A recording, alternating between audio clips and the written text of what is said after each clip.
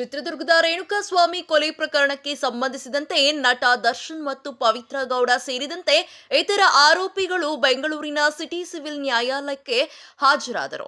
ಕೆಲವು ಆರೋಪಿಗಳು ಗೈರು ಹಾಜರಾದ ಕಾರಣ ವಿಚಾರಣೆಯನ್ನು ಜುಲೈ 10ಕ್ಕೆ ಮುಂದೂಡಲಾಗಿದೆ. ನ್ಯಾಯಾಧೀಶರು ದರ್ಶನ್ ಅವರನ್ನು ತರಾಟೆಗೆ ತೆಗೆದುಕೊಂಡರು ಮತ್ತು ಪವಿತ್ರ ಗೌಡಗೆ 15 ದಿನಗಳ ಕಾಲ ಹೊರ ರಾಜ್ಯಕ್ಕೆ ತೆರಳಲು ನ್ಯಾಯಾಲಯ ಅನುಮತಿ ನೀಡಿದೆ. ಚಿತ್ರದುರ್ಗದ ರೇಣುಕಾಸ್ವಾಮಿ ಕೊಲೆ ಪ್ರಕರಣಕ್ಕೆ ಸಂಬಂಧಿಸಿದಂತೆ ಬೆಂಗಳೂರಿನ ಸಿಟಿ ಸಿವಿಲ್ ಮತ್ತು ಸತ್ರ ನ್ಯಾಯಾಲಯದಲ್ಲಿ ಮಂಗಳವಾರ ವಿಚಾರಣೆ ನಡೆದಿದ್ದು, ನಟ ದರ್ಶನ್ ಹಾಗೂ ಅವರ ಗೆಳತಿ ಪವಿತ್ರ ಗೌಡ ಸೇರಿ ಇತರೆ ಆರೋಪಿಗಳು ಹಾಜರಾಗಿದ್ದರು. ಕಳೆದ ತಿಂಗಳು ನಟ ದರ್ಶನ್ ಅವರು ಕೋರ್ಟ್ಗೆ ಹಾಜರಾಗದೆ ಗೈರಾಗಿದ್ದರು. ಈ ಹಿನ್ನೆಲೆ ನ್ಯಾಯಾಧೀಶರು ಈ ಬಗ್ಗೆ ಆರೋಪಿ ದರ್ಶನ್ ಅವರನ್ನು ಪ್ರಶ್ನೆ ಮಾಡಿ ತರಾಟೆಗೆ ತೆಗೆದುಕೊಂಡರು ಎನ್ನಲಾಗಿದೆ. ಮುಂದಿನ ದಿನಗಳಲ್ಲಿ ತಪ್ಪದೇ ವಿಚಾರಣೆಗೆ ಹಾಜರಾಗುವಂತೆ ಸೂಚನೆ ನೀಡಲಾಗಿದೆ.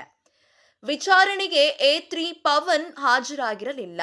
ಇನ್ನು ಇದೇ ಸಂದರ್ಭದಲ್ಲಿ ಕೆಲ ಆರೋಪಿಗಳು A11 ನಾಗರಾಜು ಕೇಸ್ ಮೇಲೆ ಹೊಸಪೇಟೆಗೆ ತೆರಳಲು ಅನುಮತಿ ನೀಡಿತು.